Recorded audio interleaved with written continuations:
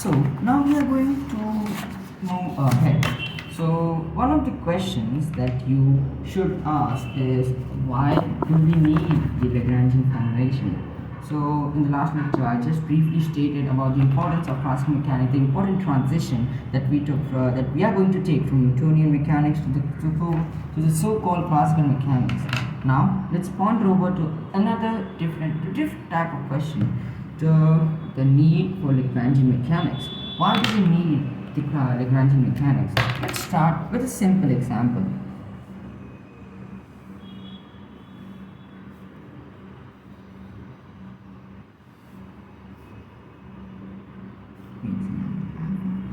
So suppose this is my axis x and y, and this is my line of wire, and it makes an angle alpha with the, say, y-axis, and here is a particle, or say a bead, and it has a normal force which is perpendicular to this wire. It's the normal exerting force. So how do we write the equation? From Newtonian mechanics, it is very clear that we don't have to seek I'm not going to make the free body diagram also, I'm just going to write it by myself. Mx double dot is equal to minus n sine alpha. Another equation would be my double dot is equal to n cos alpha minus mg. Now this equation cannot be solved. Why can't we solve this equation? One of the things is we don't know n. N is not known a priori, right? Because we don't know n. So what are the unknowns for this equation? Let's say, what are the unknowns? Let me write the unknowns. There is x double dot is unknown, y double dot is unknown, and n, the normal force, is unknown, and these are unknowns. But we only have two equations. See, one equation, two equation, but we have three unknowns. So in order to solve this equation, we need three. In order to get a solution for this kind of system, we need three equations and three unknowns. What we have is two equations and three unknowns. So, but there is also one more equation that we cannot see, which actually comes from the constraint, nature. So if you see, if I draw perpendicular over here, this will get me y, and this is my distance through y. X, this will get me x, this will get me y. So I can define tan alpha to be equal to tan alpha is equal to y by x. Therefore I define y is equal to x tan alpha. So I double derivate this, y double dot x double dot tan alpha, and this is what's called as the constraint. This is called as constraint equation. Now we have three equations, 1, 2, 3. We have three unknowns. Thus, if we solve, we get x double dot is equal to minus 3 sine alpha cos alpha. You can solve it, you'll get the answer. So that was wonderful, right? It was just a simple manipulation, not just a manipulation, but a simple observation that we took, and we learned about the importance of constraint. So I can ask a question: is it possible to write this equation without referring to the constraints? Can I write it? Now I want just keep this figure in mind, alright? Just keep this figure in mind. This is how a system that I'm going to take forward. Now in this problem, the n vector, which is the n vector, is perpendicular to the dr vector, right? So this implies, so I can use the dot product to say that this is equal to 0, right? Now this problem can also be solved by the use of conservation of mechanical energy.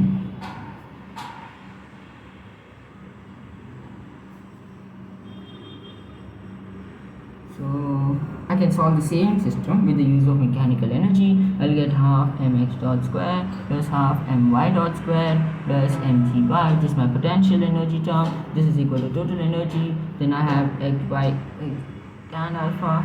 Then what will I get? Okay, I will add this mx dot square x square alpha plus mgx tan alpha, which is equal to my total energy. Now if I just rearrange this equation by choosing another derivative, I will get the so-called tan alpha x dot. So get cancelled, nothing gets cancelled, and what I'm left with is the use of identity minus g sine alpha cos alpha. I got the same equation by using the so-called conservation of mechanical energy principle. Now here we pass the constraint force using m vector dot m vector is equal to 0. Now if you want, you can consider the following situation as well. This is the semicircle and you have a particle which is at theta, and this is the radii of this particular system, and the particle is going to take the trajectory of this, so that's the r that defines, and this represents the positions of the particle in the xy plane. You can consider this situation as well. So what we are going to get is, say I redraw this force free body diagram. Mg is downwards and the net force, the normal force is always perpendicular. Perpendicular. This is how the normal force is. Normal force never is perpendicular to the system. So again, x square plus y square is equal to r square. This is how the constraint is. This is the equation of circle, and this acts as a equation of constraint. This is not equation of constraint because we have theta over here. We need to decompose our x and y in terms of theta. So how do we do that? We use plane polar coordinates, sine theta, and we say theta is from 0 to 2 pi. That's the domain, and we use the conservation of principle of and y dot square plus mgy is equal to E. Now let's substitute the constraint equation and solve. So what we get is, let me solve here, half m r square theta dot square, this is theta, plus mg. Okay, let me solve it. Not confused guys. Half m r square theta dot square plus mg r cos theta is equal to E. Now I further solve this equation by using the derivative and the again derivative with respect to time, and minus gr minus sine theta dot. So theta double dot will give me g by r cos theta. This is the equation that I will get. Now consider one more example. In Cartesian coordinates, what you get is the Newton's equation can be mx double dot is equal to fx, this is fx, and my double dot is equal to fy. This is familiar to you because we saw the same type of equation when we are studying the central force motion. So in plane polar coordinates, we get r double dot minus r theta dot square, which is the radial force, and again we get the theta component, which is r theta dot plus 2r dot theta dot, which is the theta component. If you remember, we used this force equation while doing the central force motion, and we neglected this equation saying there is no equivalent force on the left hand side, because we considered in central force motion the forces depends only on the distance from the source, which is the radial. So as a result, we know that the theta term was absent on the left hand side, and thus we said that right hand term force equation to be 0. Now my question is, Is there a coordinate system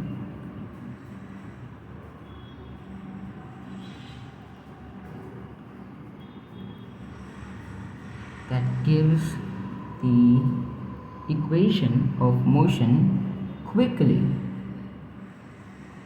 Is there a coordinate system? See, you have worked through this three examples, if I'm not wrong. Three examples, and what you found was it was taking some time, right? So my question is there a coordinate system that gives me equation of motion quickly? Please tell me. I know your minds are begging, I know.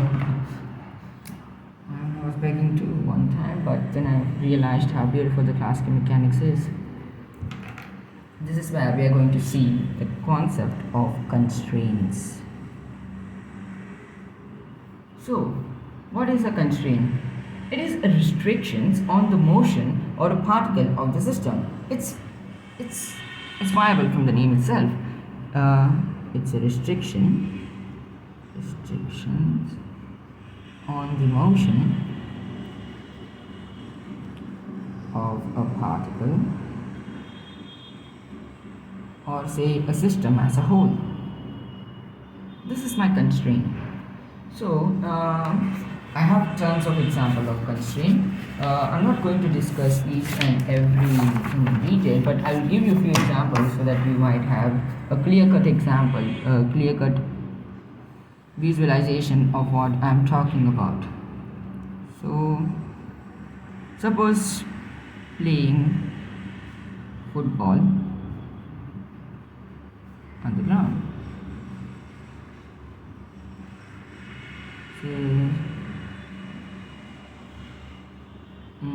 Okay, say Anandu. I hope the spelling is right. I don't know. I'm a little nervous, so I hope the spelling is not right, but still it's pronounced as Anandu. Suppose Anandu is playing football on the ground. What are the constraints that he might face? He have to stay under this obligation of x by z, where z is greater than or equal to 0, right? This is the constraint that he will face. Now second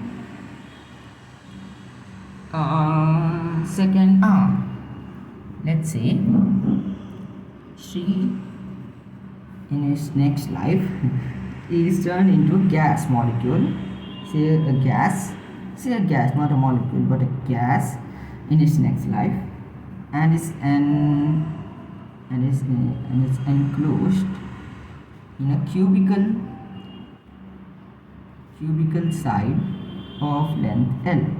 What are the constraints that he will face in his next life is the following: by Zi, where yi, because I can run from 1 to n. Don't know how many particles are there exactly. For each I will have the following Zi, which is it has to stay in the cubical. What's the best cube that I can draw? See, it has to stay in this cube, so that is a constraint. Constraints are nothing but the conditions, like the conditions of the Indian parents imposing on his child so that he or she can have a better future. That's one of the constraints that we don't, unfortunately we don't study that in physics. But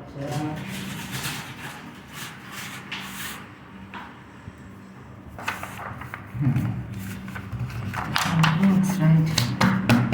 Now third constraint can be the following.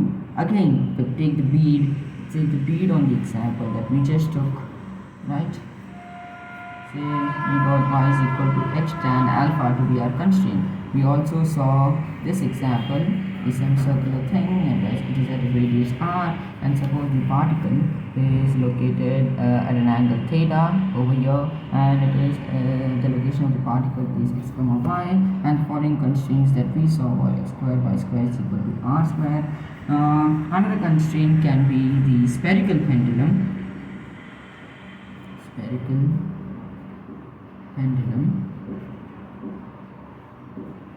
is the pendulum. So the pendulum has length L. So pendulum is at position x comma y comma z. This is the general.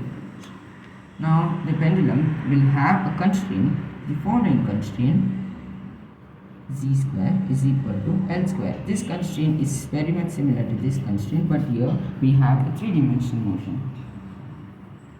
Similarly, a dumbbell, suppose suppose Karthik wants to lift dumbbells, but he finds one dumbbell is over here and another dumbbell is over here.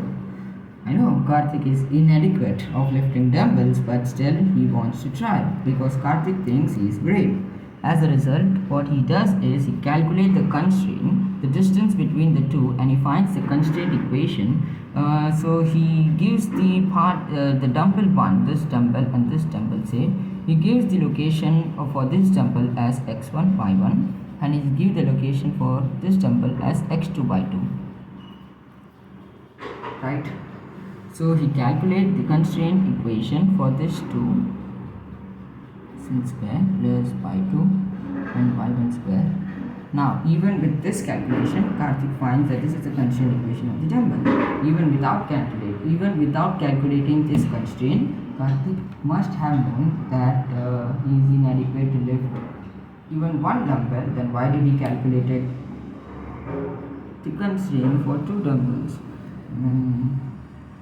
He is not, but we cannot find the constraint equation for madness that he can have.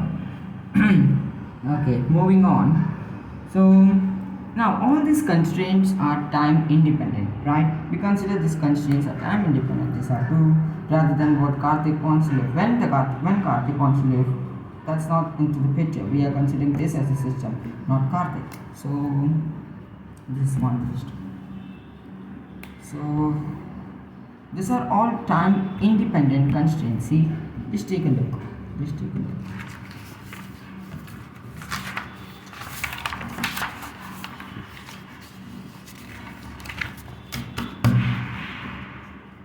Now let's take a time dependent constraint of the same made on a wire, but this time this is x, this is y, and it is at a distance say v naught t from the origin, and it moves with the velocity of v naught.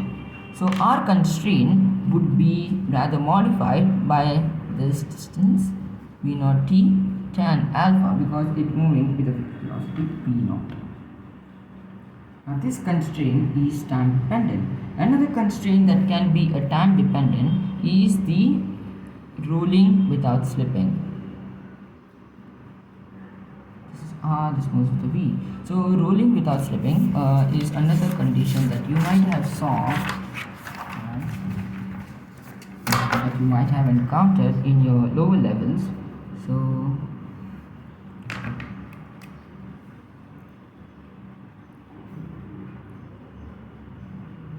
this is r, this is v, this is so rolling without slipping.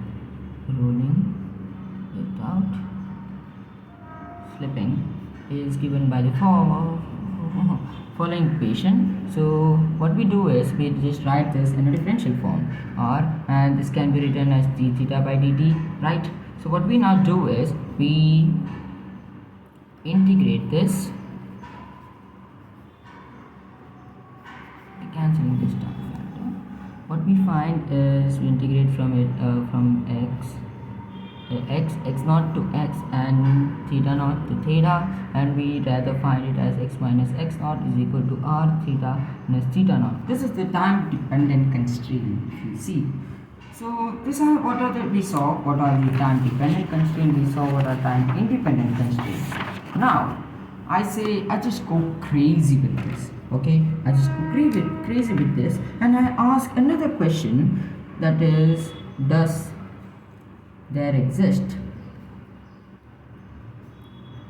an integrating factor which gives